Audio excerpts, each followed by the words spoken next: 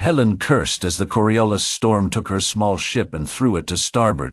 Her craft, a Sparrow-class scout, had been tasked with an environmental survey of the Geron system.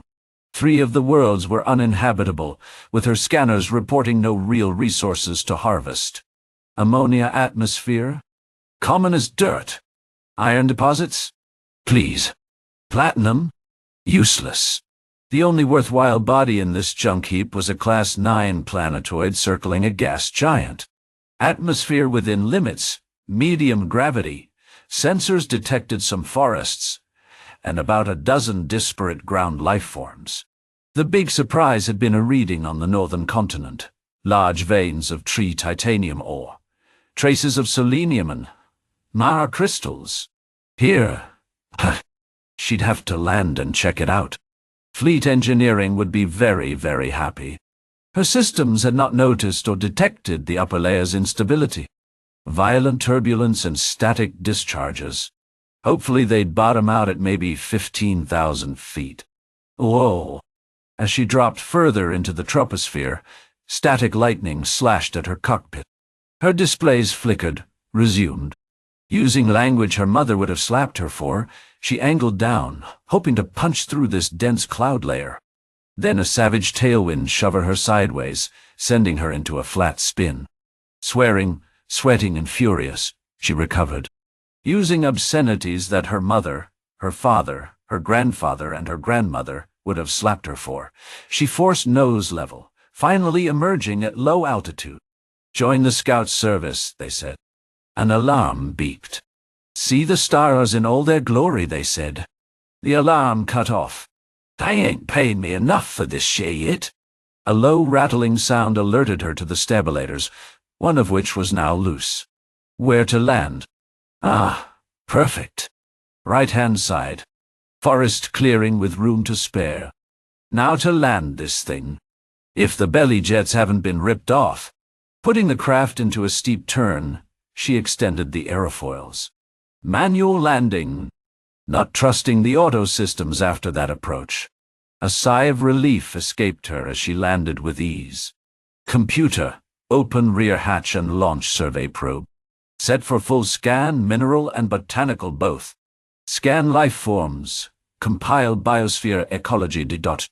Upon completion, copy data to ship's core on return. Execute. No. Working down the dead. Adi. Wow. Then. Rush complete yourzi.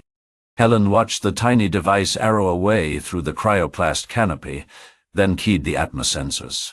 Oxygen, nitrogen, xenon, traces of argonite gas, but well within limits.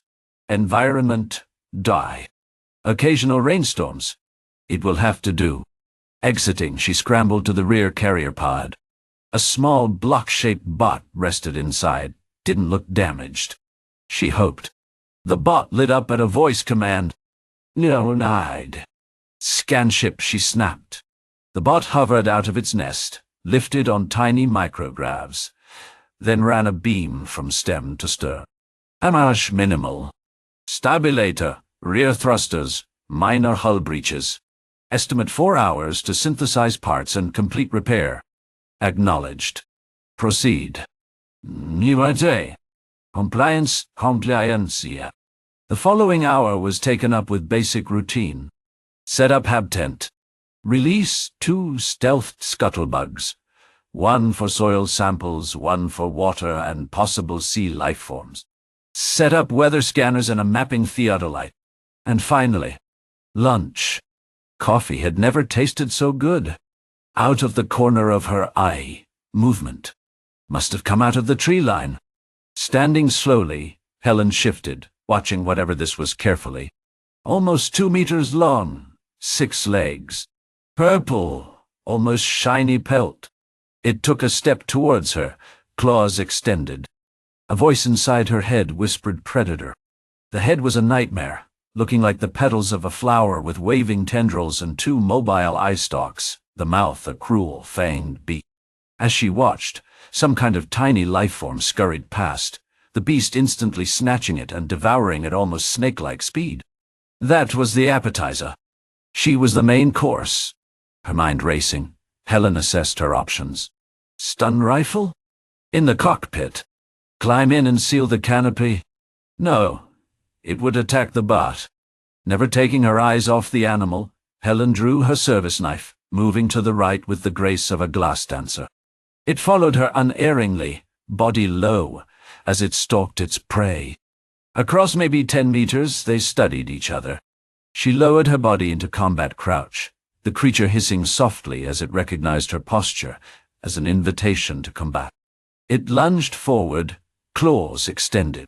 As it leaped, Helen dropped onto her back, kicked out and felt her boots connect, throwing the animal into the air. Rolling back, she saw it pivot in midair, landing heavily on its feet. They faced each other, the creature wary, taking her measure. Its eye stalks were steady.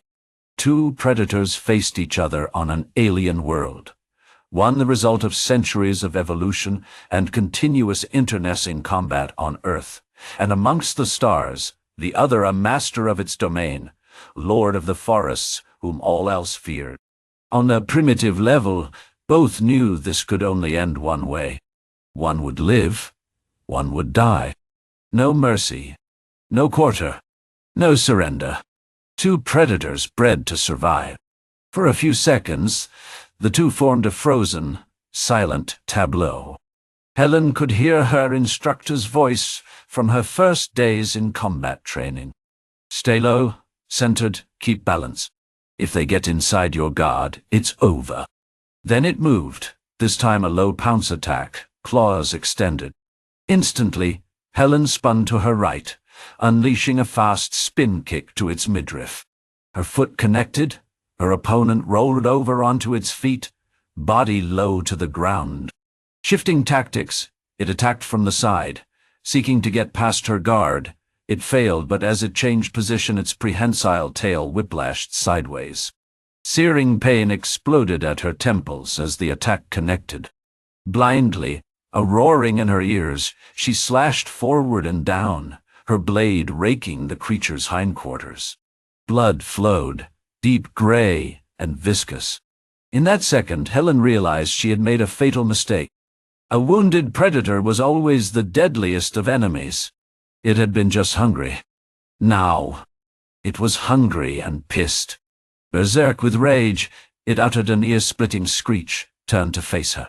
Rearing on its four back legs, its beak snapped open, tentacles suddenly writhing forward to seize her arms and draw her in for the kill. Instinctively, eyes blurry, she shifted left, pivoting in a half-turn to its rear. Her arm wrapped around its neck in a vice knife blade flashing as she flipped it over, bringing the pommel down in a crushing blow to its head. Heart pounding, hands quivering with fear and adrenaline, Helen's breath came in gasps as the animal fell at her feet. Her vision started to clear. One thrust would end it all. Her hand lifted the knife, then slowly returned it to its sheath. Something stopped her, a feeling, memories of wars long past, faces and names of those who had never come home. No all. Killing a helpless enemy was the act of a coward. Kneeling, Helen laid her palm against the creature's heaving sides, feeling its soft, warm fur in her fingers. No, not today. Not like this, she spoke softly, one hand caressing its fur gently. When death comes for you, my friend, you deserve to meet him on your feet. Until next time. And what's in Ida? Summoning the bot, Helen wrapped the predator's feet in a carry strap, the two of them dragging the unconscious animal back to the tree line. Repairs complete, she lifted off, issuing remote commands for the survey bugs to remain for later pickup. As night fell, the predator stirred, painfully staggering to its feet. Padding to the clearing, it saw the prey was gone, leaving only the acrid smell of burned soil. Staring into the darkened skies, its mouth opened in a defiant screech, then turned and vanished into the forest.